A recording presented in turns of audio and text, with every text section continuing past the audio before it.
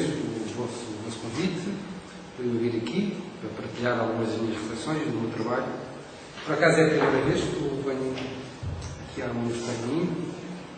Já vim aqui a Braga proferir palestras, mas universitárias, mas nas áreas teológicas e na filosofia. Mas aqui à Universidade de Minho é a primeira vez. Enfim, eu sou sociólogo de formação, para quem não conhecer bem. Comecei a minha vida profissional, por lecionar teorias sociológicas e ao mesmo tempo estive a trabalhar em grandes inquéritos nacionais há muitos anos atrás. Portanto, eu tenho uma espécie também de tarimba, digamos, empirista. É muito típica da formação, portanto, inicial dos sociólogos e da sociologia, de onde eu venho. Depois aproximei-me sempre muito da sociologia da comunicação. Na minha tese de mestrado, a razão por que eu cruzo a comunicação com a sociologia está enraizada no facto de Luís Peté, quando eu lá lecionava, há muitos anos atrás, há 14 ou 15 anos atrás, o mestrado que nos era oferecido era praticamente mestrado de família, e eu tinha feito a parte final toda da licenciatura em comunicação, e trabalhava depois com o Paquete Oliveira, lecionando nessa área, junto com o José Rebelo, e a tese de mestrado que imaginei tinha que cruzar a comunicação com a família. A família era uma coisa que se me impunha pela oferta que havia, na altura havia muito poucos mestrados, não é a situação abundante que existe hoje em dia, mesmo fora do ISTE, enfim, as alternativas eram pequeníssimas, e o que eu tentei foi fazer um estudo sobre a forma como a esfera pública discutia as tecnologias reprodutivas. Portanto, trabalhava as pessoas da esfera pública um pouco na esfera clássica do Habermas, na altura, e a minha interrogação era a forma como as tecnologias reprodutivas eram discutidas, pensadas, reguladas em Portugal. O direito, a ética, a discussão dos médicos, o mundo religioso. E a minha tese de mestrado foi à volta disso. É aí que eu descubro o problema da técnica. Descubro o problema da técnica. Descubro por via das tecnologias de informação, mas sobretudo pelas tecnologias reprodutivas. Isso originou uma preocupação, a partir dessa altura, pelas relações entre a sociologia e a tecnologia, que nunca mais parou. Depois trabalhei bastante, na primeira minha fase, nas áreas do ambiente, nas questões técnicas, tecnologias alternativas, energias alternativas, conflitos ambientais, tecnologia e conflitos ambientais, e passei a centrar-me muito nas questões da técnica e muito nesta área onde foi feita a minha apresentação, ligada já também às biotecnologias, que remetem para o problema das tecnologias reprodutivas, ou seja, das relações entre tecnologia, o corpo, as transformações, enfim, na esfera da vida.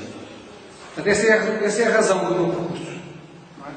Portanto, eu começo fazendo inquéritos nacionais aos jornalistas, ao ambiente, às condições de higiene do trabalho, por exemplo, de sinistralidade, enfim, vários outros grandes inquéritos nacionais, fiz uns 5 ou 6 grandes inquéritos nacionais, e depois, a partir da minha tese de mestrado, descubro o problema da tecnologia, começo a acreditar que há qualquer coisa na tecnologia importante e começo a centrar a minha preocupação.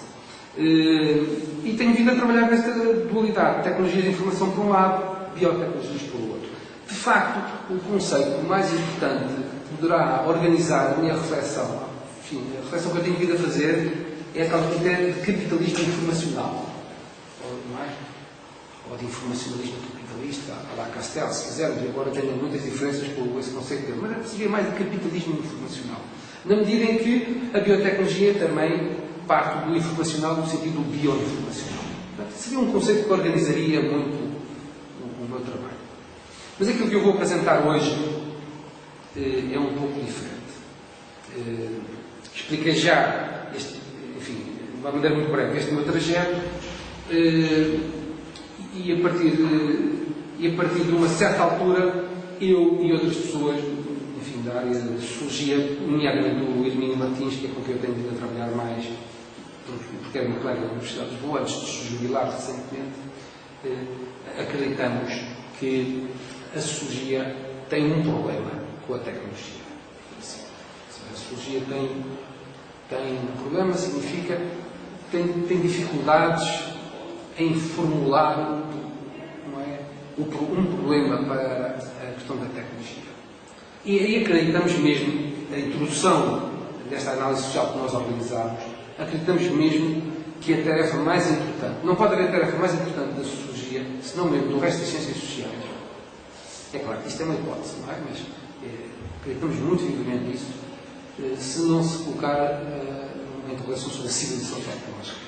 Acreditamos que as ciências sociais, e nesse sentido a sociologia também, tem que se preocupar com o fenómeno da tecnologia da mesma maneira que os sociólogos, os pioneiros da sociologia se preocuparam com a civilização industrial. Estamos completamente convictos que estamos numa situação de civilização tecnológica que nos coloca uma interrogação séria e um trabalho sério de investigação ao redor desta civilização tecnológica emergente, da mesma forma que o problema da indústria e da sociedade industrial se colocou aos pioneiros da sociologia. A Conta, Durkheim, a Georg Simmel, Max Weber, e até antes a Saint-Simon, se quisermos. Portanto, esse é um pouco o nosso programa de trabalho, enfim, que une os nossos esforços. Bom, portanto, o trabalho que eu aqui apresento parte muito desta hipótese. E eu faço uma leitura, tento fazer uma leitura daquilo que eu vou aqui apresentar, a partir, ou seja, formulo uma hipótese a partir da leitura que faço do Georg Simmel. No fundo, eu também sou um sociólogo.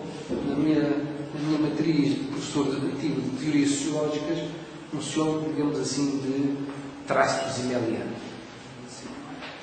Weberiano, mas enfim, fundamentalmente zimmeliano. Ou seja, tal como Simmel, alguém que tem dificuldade em se alicerçar num paradigma, digamos, muito forte, alguém que acredita que o diálogo da sociologia, portanto, é transversal ao conjunto das ciências sociais e inclusive à reflexão filosófica, sem perda de identidade e de autonomia, evidentemente, das ciências sociais.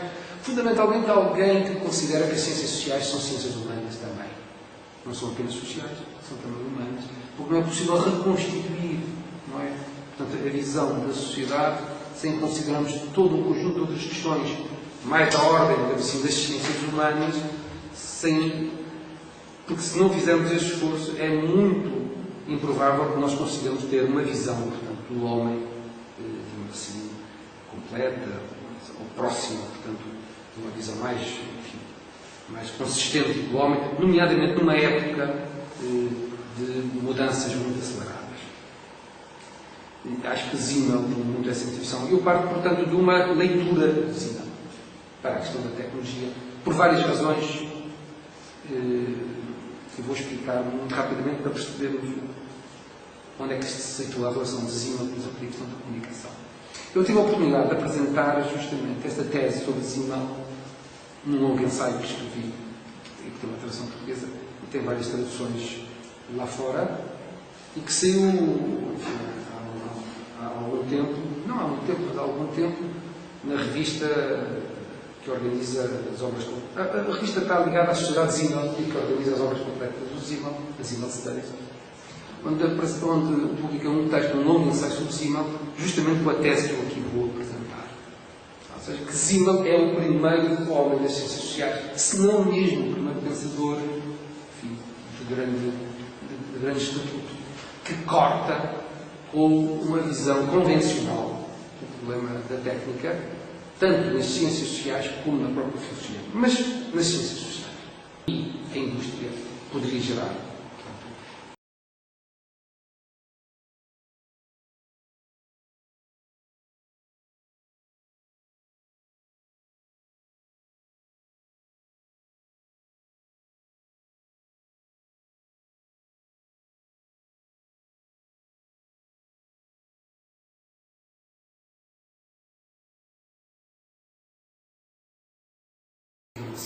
um mundo de emancipação humana. Portanto, e que a história teria um caminho evolutivo, que seria acelerado por um maior conhecimento que se transformava no conhecimento operacional e que, por sua vez, através do mundo industrial, poderia originar uma sociedade digamos assim, de abundância, onde se poderia resolver o mal moral, que era assim que formulava os homens do século XIX. Portanto, Simmel corta claramente com esta perspectiva, em várias alturas do seu trabalho, mas sobretudo a sua obra magna, na Filosofia do Dinheiro, o último capítulo da Filosofia do Dinheiro, faz um tour de force completamente contra essa visão, sem abandonar a perspectiva moderna, ou seja, sem abandonar, portanto, a ideia, portanto, da modernidade. Isto é, sem nostalgia com o mundo antigo. Mas basicamente ele não acredita que o programa da ação humana, iluminado pelo conhecimento científico e operacionalizado pela tecnologia, podia gerar um mundo, não é? Tal como era imaginado por Augusto Comte, por Karl Marx e por todos estes homens. Ou seja, ele corta com a vertente prometeica do pensamento do século XIX, inexoravelmente, e é o mestre de Weber a este nível. Isto hoje em dia é bastante assente no tópico fundamental da teoria sociológica, mas muitas vezes ainda é um pouco invisível. A influência de Simmel, por exemplo, no trabalho de Weber, é absolutamente assente. O problema todo de Simmel é que não só se desgosta com a sociologia no fim da sua vida, como se desgosta-se muito porque justamente não tem um lugar na universidade, embora tenha sido o primeiro professor de sociologia, portanto, académica na Alemanha, e tenha editado a primeira sociologia na Alemanha, que aliás no próximo ano faz 100 anos, essa edição, de 1907. Ele é um homem que, por ser judeu perseguido, só arranja um lugar na Universidade de Stuttgart, que era uma coisa muito afastada de Berlim, que era quase uma desgraça para ele afastar-se. Depois está lá a guerra, ele, passado 4 anos, tem um cancro e morre. Então é um homem ostracizado no meio académico por variadíssimas razões.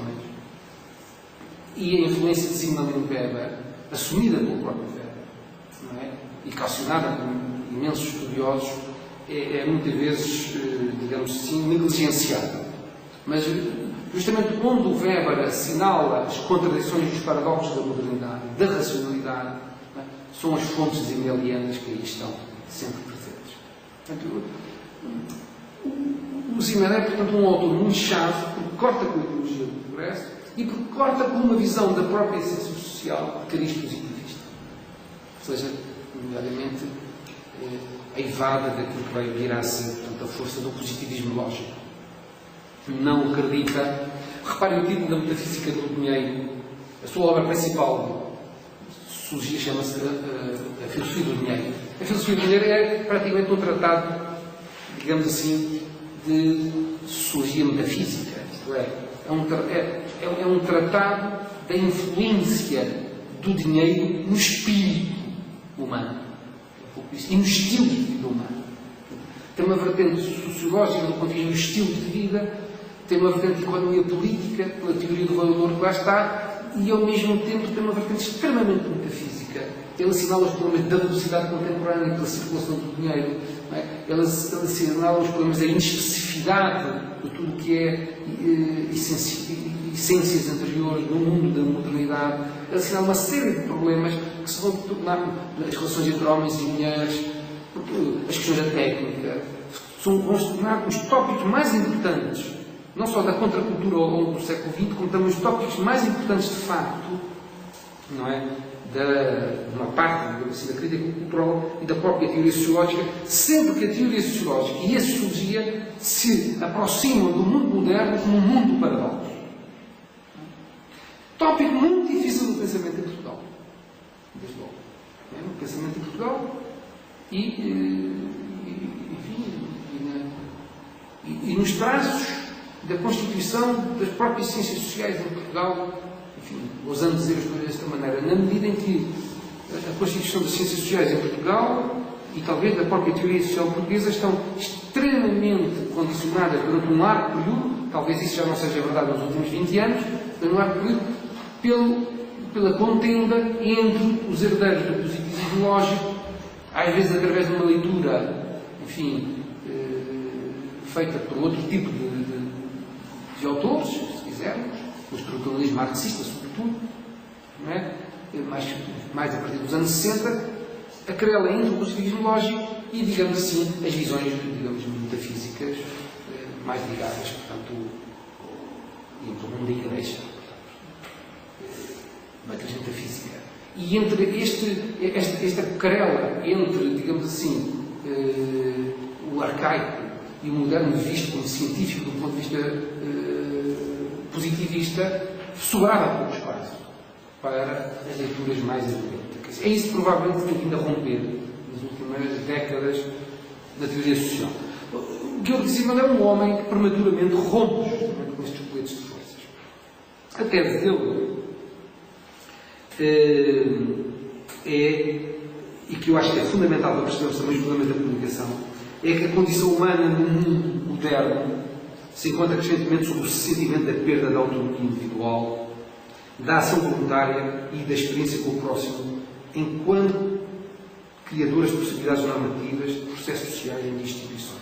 Ele diz isso claramente em várias alturas do seu trabalho, mas tanto na Tragédia da Cultura, que é um dos seus ensaios mais importantes e famosos, como o famoso texto dele sobre o espírito, não é, nas grandes cidades, nas grandes metrópoles. A tese dele é exatamente isso. Ele diz mesmo, não é, que a condição do homem moderno é na luta pela sua sobrevivência no quadro da nossa civilização tecnológica. Ele fala de engrenagens sociotécnicas, um conceito absolutamente fabuloso para o nosso tempo agora, não é? Não poderia haver melhor, aliás, acho que eu. Portanto, sociotécnicas, não é? Portanto, ele diria que essa luta do homem no quadro das engrenagens sociotécnicas só era semelhante à do homem primitivo, não é? Para com a natureza.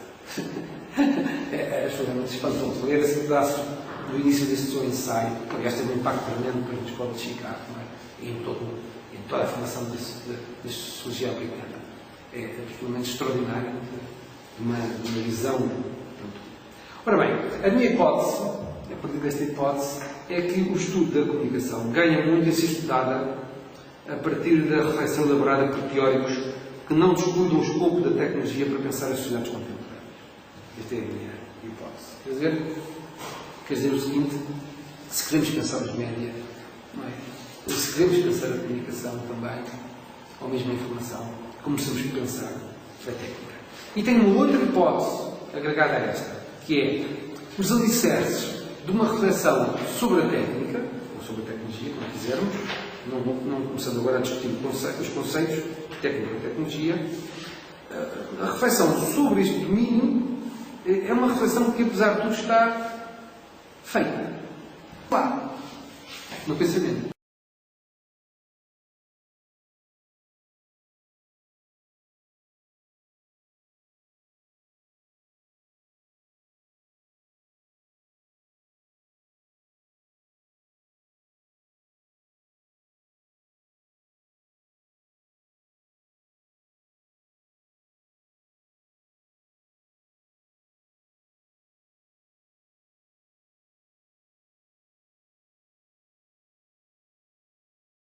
Pensar a técnica. E tenho uma outra hipótese agregada a esta, que é os alicerces de uma reflexão sobre a técnica, ou sobre a tecnologia, como quisermos, não começando agora a discutir os conceitos de técnica e tecnologia. A reflexão sobre este domínio é uma reflexão que, apesar de tudo, está feita, de alguma maneira. E esta é uma hipótese deliciosa. Mas, na minha opinião, está feita. E não é só na área técnica. É? Passa-se um pouco como um problema político, como na filosofia política. Eu estou completamente convencido que uma filosofia da tecnologia está feita, em grande medida, nos seus alicerces fundamentais. Está feita. E está feita desde há muito tempo. O grande problema é que, embora este esforço tenha que ser sempre, enfim, reorganizado perante os desafios contemporâneos, nos seus alicerces está feito. O que ocorre, não é que essas meditações que existem sobre a civilização tecnológica ou sobre a tecnologia, estando embora disponíveis, não têm conseguido lograr uma ressonância significativa Porque estão numa condição exilada no pensamento. Estão numa condição absolutamente exilada. Ou seja, e o facto de uma parte do pensamento estar numa condição exilada face ao pensamento, digamos, convencional, não surpreende nada. Porque é algo que pode ocorrer perfeitamente na história do pensamento. Está sob uma condição de exilado, ou tem estado sob uma condição de exilado. Não é? Por exemplo, um autor, o José Pinheiro Neves, trabalhou muito neste trabalho que editou, o Simondon, é um autor que escreveu coisas absolutamente, digamos assim, fundamentais há 40 anos atrás. Não é? Portanto, é um autor que neste momento é talvez dos autores mais citados no pensamento nesta área, e não apenas nesta área. E, por exemplo, em França é citado, portanto, digamos assim, por quadros de pensamento muitíssimo diferentes. E o seu trabalho está feito há muito tempo. Há muito tempo.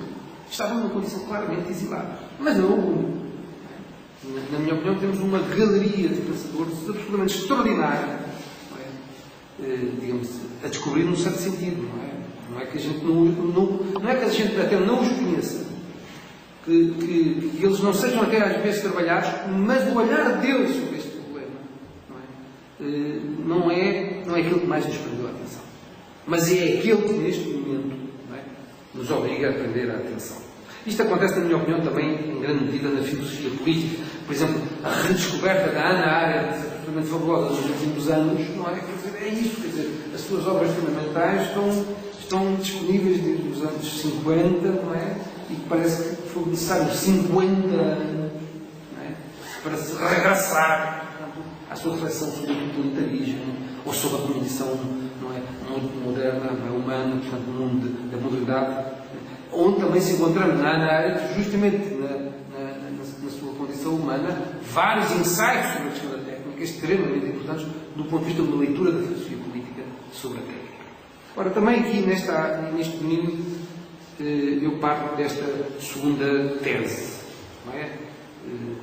São as camadas de positivismo que não permitem ver, não é, o rico pensamento sobre a técnica que existe em Zimmer, em Weber, em Lewis Mumford, em Jacques Ellul, não é? Até em alguns aspectos do Robert Merton. Não é? Lembremos, por exemplo, que a obra mais importante do Jacques Ellul tem um prefácio, não é, de Robert Merton, que é uma coisa que se ignora muito. É um prefácio de Robert Merton. A obra de Jacques Ellul sobre a civilização tecnológica, que é uma obra que vai ter uma repercussão extraordinária nos Estados Unidos da América, não apenas em França, mas nos Estados Unidos da América, e as obras completas do Jacques Ellul neste momento são assim editadas em França. Um homem como o Robert Merton, que discordaria de muitas das suas teses, é aquele que faz o prefácio, esta obra tão importante do ponto de vista da reflexão sobre a técnica. Enfim, já falei de Simondon, mas temos imensos outros autores. A própria leitura o Horkheimer, o Adorno, o Marcuse. É muito curioso também, não se deve apenas ao lastro do positivismo em Portugal, sobretudo, a invisibilidade da reflexão destes pensadores sobre a questão da técnica, deste ao marxismo também. É muito interessante verificar que a recepção do marxismo em Portugal se dá por uma via imensamente ortodoxa, nomeadamente ligada, portanto, ao comunismo e às organizações, do marxismo, assim, revolucionário, leninista, etc., onde havia pouco espaço para os pensadores como Horkheimer, Adorno. A Escola de Frankfurt e as várias versões da Escola de Frankfurt não penetraram seriamente, aqui ao lado, assim, não penetraram seriamente em todo o marxismo que surgiu ao longo do século XX em Portugal. Se não for assim, era possível por essa banda ter havido maior sensibilidade, ou uma diferente sensibilidade ao problema também da técnica. Mas não é? Marcuse, Adorno, Horkheimer, mesmo Habermas, etc., são são pensadores bastante ignorados, não é? Na seção do marxismo por parte das organizações comunistas, as várias organizações de esquerda que existiram, não é? Se quisermos, nos anos 40, nos anos 50, mesmo nos anos 60, mesmo nos anos 70, não é? Mesmo na extrema esquerda, não é? São debates que não têm importância central no quadro dessas ideias políticas, nem no estruturalismo marxista também. Portanto, esta é uma outra razão muitíssimo importante para que a invisibilidade do problema da tecnologia permaneça.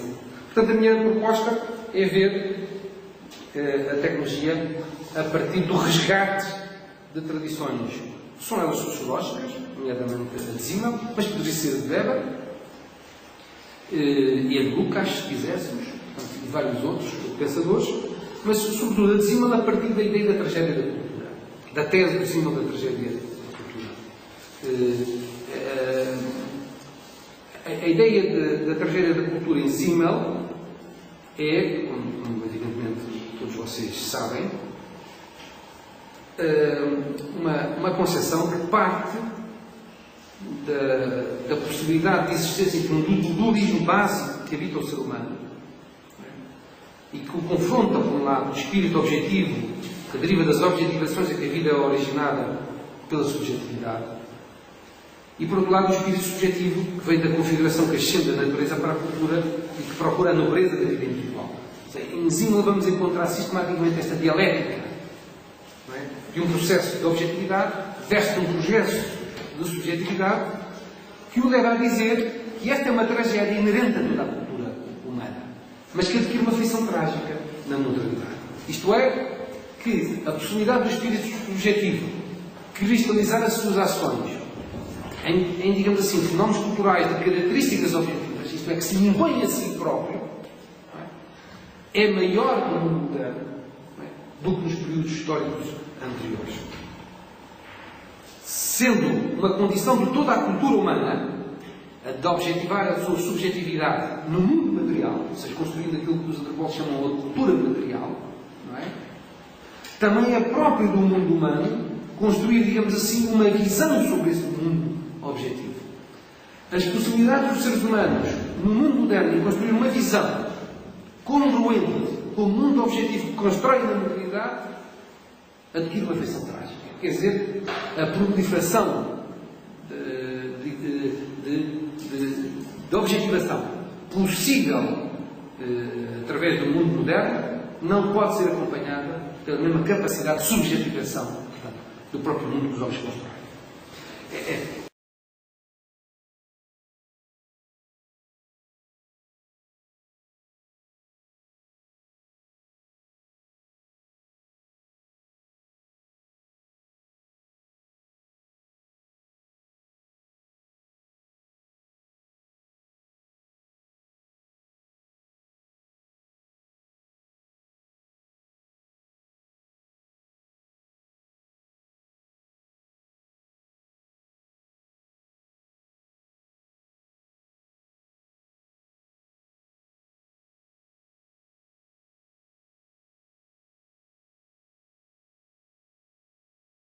É por essa razão que nasce a própria metáfora também, depois em Weber, da jaula de ferro.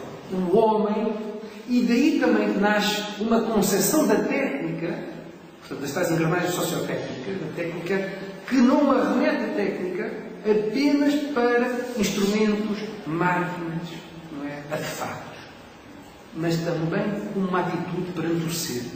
Ou seja, como algo que está ligado no fundo àquilo que depois a Escola de Frankfurt, enfim, através da leitura que faz também de Weber, chama-lhe a racionalidade instrumental. É deste filão que nasce o conceito de tragédia da cultura. Portanto, a cultura em Simmel consiste na transformação de energias psicossubjetivas em formas objetivas. Formas objetivas podem ser leis, o direito, a arte, a cultura material, as máquinas, os artefactos. Não é? Que são tudo formas culturais que o homem constrói, mas que depois vai senti-las como se fossem forças naturais estranhas, digamos assim. forças de impõem, que o cercam, que o condicionam e que também, evidentemente, o podem libertar. Não é? São múltiplas. Esta é a visão que eu tenho. Portanto, isto é uma visão claramente de antropologia filosófica que tende a afirmar-se contrária, ou pelo menos a distinguir, que no mundo moderno há uma espécie de exagero autotélico, autorreferencial, de formas de cultura objetivas. E ele não inclui apenas, neste quadro, a tecnologia, mas o mundo dos objetos, os engenhos, o dinheiro, a arte e por aí fora. Não é? Isto é extremamente interessante, porque, e inclusive o direito, não é? Porque todo o tipo de concepções, não é? Que tem a ver, por exemplo, com as tendências da jurisdição das sociedades.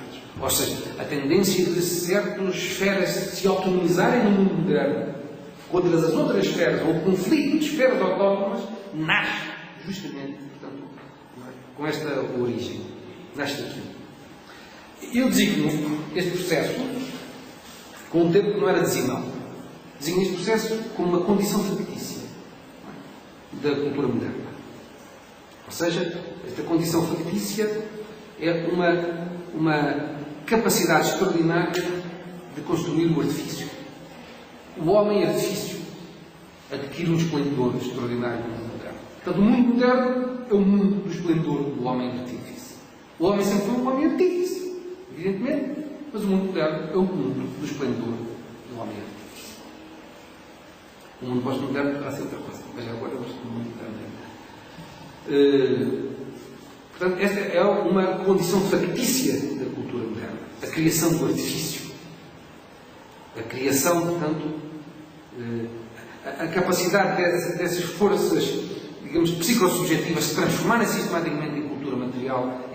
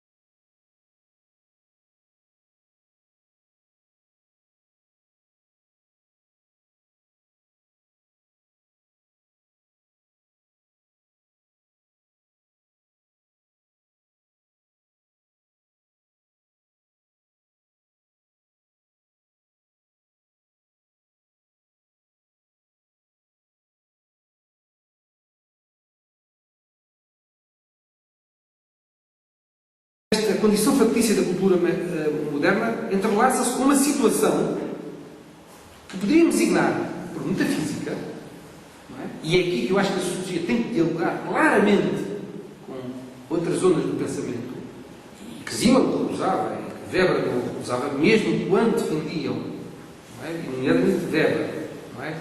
Digamos assim, uma certa circunscrição e contenção para a esfera sociológica, um entrelaçamento da condição factícia com uma situação metafísica que é a preponderação dos meios sobre os fins no mundo moderno. Não é? Há uma preponderância sistemática dos meios sobre os fins. Todos são meios para atingir fins no mundo moderno. É uma situação metafísica. É uma concepção do mundo. A este processo eu também designo um nome, que não era propriamente o de Zimmermann, nem o de Weber, mas Weber tem nomes para essas questões, que é a heterogonia dos fins. Heterogonia dos fins. Heterogonia dos fins. O heterogonia dos fins significa justamente a preponderância dos meios sobre os fins. Bom, no fundo o que isto quer dizer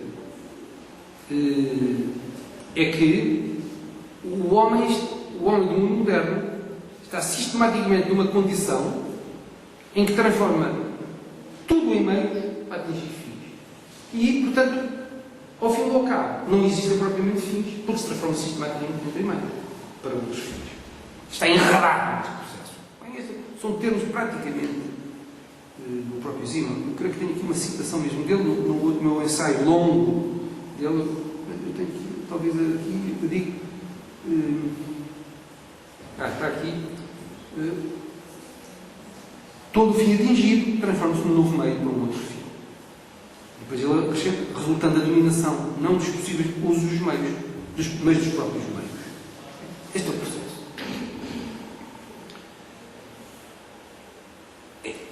Se escarvássemos na história do pensamento, era possível pensar, era possível talvez chegar à ideia de que nós estamos aqui num processo da transformação da Teodiceia, não é? Na Socio-Odiceia. Como um intervalo para a Tecno-Odiceia. Mas quer dizer, a passagem da Teodiceia para a Socio-Odiceia. Alguns destes termos podem parecer estranhos para os sociólogos, mas os sociólogos clássicos sempre utilizaram. Por exemplo, Raymond Aron utilizou sistematicamente estes conceitos, mas existem muitos outros sociólogos que utilizam, mas chamam agora a colação Raymond Aron para falar do sociólogo, assim, que se recomenda muitas vezes estas etapas do pensamento sociológico. Depois ele fala claramente deste tipo de problemas. Então não devemos ter problemas em conversar sobre isto. No fundo, o quadro seria o seguinte, não é? É sempre o fim que santifica os meios. O facto do fim de santificar os meios é uma herança. É uma herança. Portanto, da vontade criadora omnipotente da própria Teodiceia transformada em Socio-Odiceia.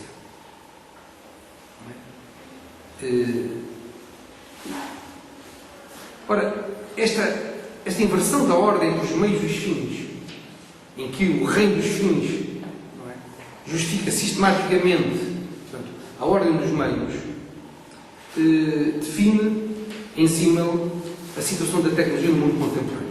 Eu vou-vos ler justamente um trecho dele. Ele diz: de modo menos claro, mas mais perigoso e oculto, aparece essa tendência no caráter ilusório dos fins últimos, através dos progressos da valorização da tecnologia.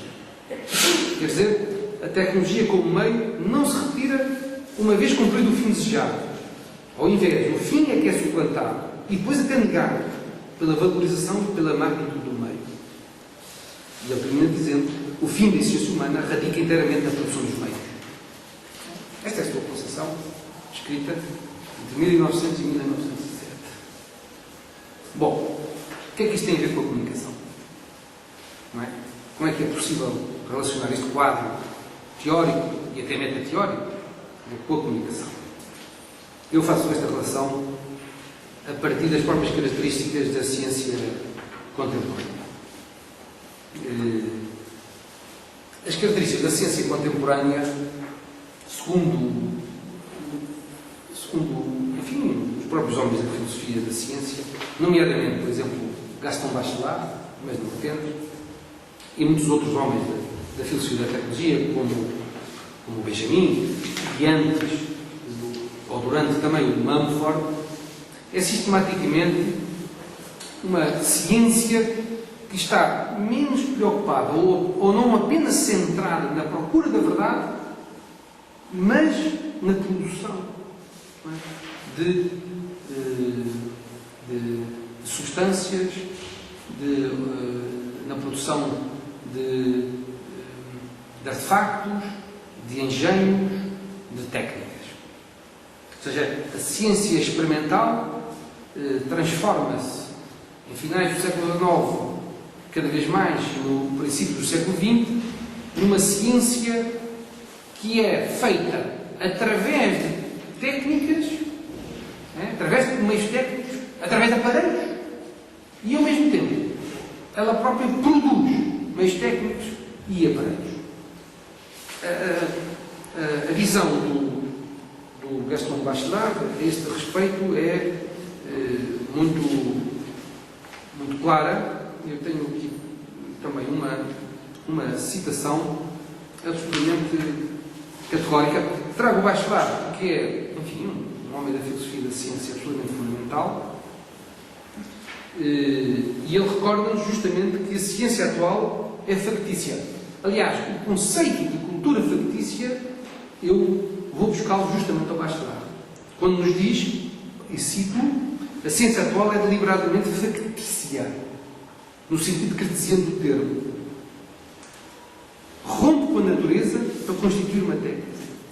Constrói uma realidade, classifica a matéria, confere a finalidade, a força dispersa. Ora, os ramos científicos dedicados à comunicação, a partir dessa leitura, também têm que ser considerados a partir dessa característica. Ou seja, os ramos científicos dedicados à comunicação são eles também produtores de fenómenos.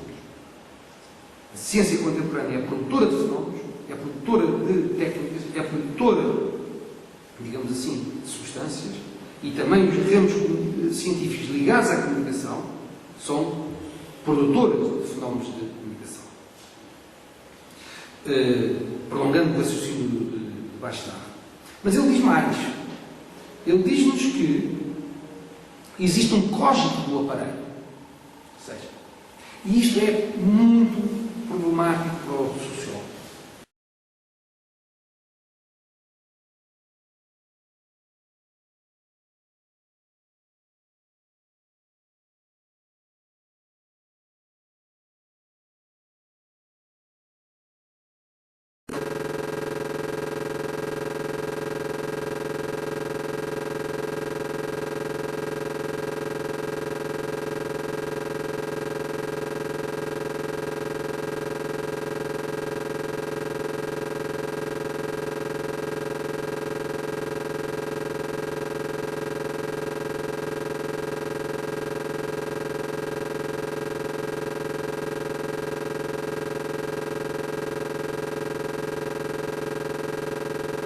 Mas ele diz mais. Ele diz-nos que existe um cógito do aparelho. Ou seja, e isto é muito problemático para o sociólogo. Não para as pessoas da ciência social, mas para o sociólogo é terrível. Ele diz-nos que, no fundo, o que ele nos diz é que já não são os homens a olhar o mundo, mas é o aparelho a partir dos homens. Não são os homens a partir do aparelho. E vou-vos ler a citação. Ele diz: ele fala do cógito do aparelho. Quer dizer, o aparelho tem um pensamento. E ele diz porquê? É com os aparelhos e não com os órgãos do sentido que a ciência experimental pensa. A citação é exatamente esta. O princípio de identidade dos aparelhos é o verdadeiro princípio de identidade de toda a ciência experimental. E às objeções dos pensadores que criticam que isto é uma concepção que dispensa pensar o sujeito que está por trás do aparelho, ele responde o seguinte: pode sempre opor que o olho que está por trás do aparelho se torna ele próprio um aparelho. Porquê? Porque aceita a instrumentalização do aparelho. Este é o ponto de vista claramente de Bachelard. E é um ponto de vista,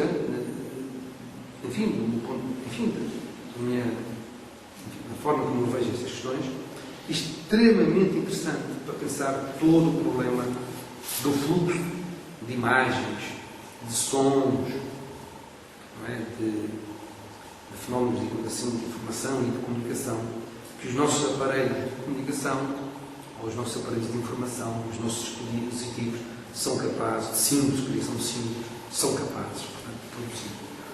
E é aqui que o meu raciocínio se liga ao de Abraham Moles, na ideia da abundância informacional, ou na ideia da opulência informacional. A ideia que as técnicas ligadas à comunicação facilitaram a criação opulenta de símbolos, de imagens e de sons. Ou seja, é uma espécie de inflação, não é? De, digamos assim, de possibilidade de construção de símbolos, de imagens e sons.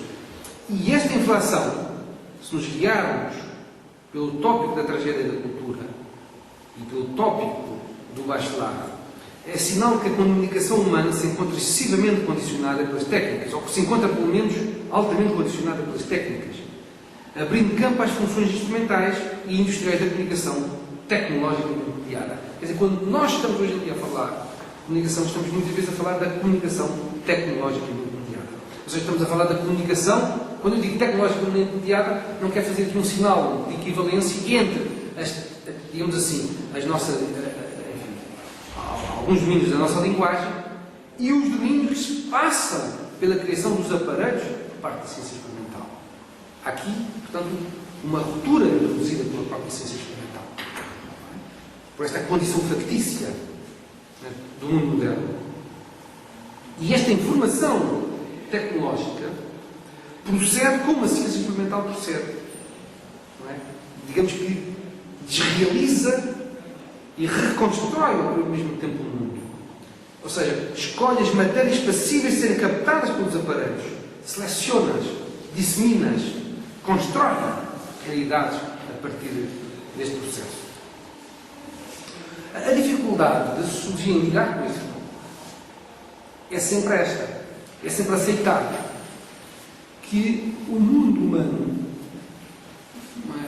já não controla, digamos assim, não é? Aquilo que esse mundo humano criou. Ou seja, é admitir a autonomia, não é? do mundo tecnológico. Porque isso significa colocar. É um problema o pensamento. Eu sou aberto a discutirmos esta questão, não tenho uma posição fechada. É admitir que a determinação social pode ter uma fraca intensidade face à determinação social.